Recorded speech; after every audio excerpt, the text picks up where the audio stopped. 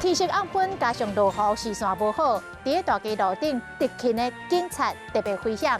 有头家人感谢警察的付出，特别来赠送到1450组倒立的警角头的 LED 灯，予宜兰县警察局提升警察执勤的安全。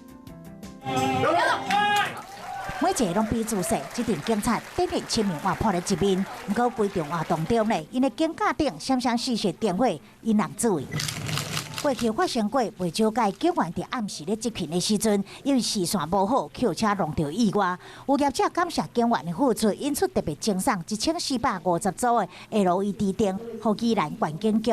被夹在这个位置，所以基本上是不会掉的。它很轻巧，很方便同仁携带，在夜晚执勤也可以更加的安全。虽然小小一粒，不过伫暗时啊，会闪着红蓝色的光，依然是非常显目。期待有这个小帮手了后，会当予警员伫这夜间时段执行巡逻，或者是路检起步时阵提高能见度，用路人买得更加清楚，辨识执勤警员的位置，大大提升执勤的安全。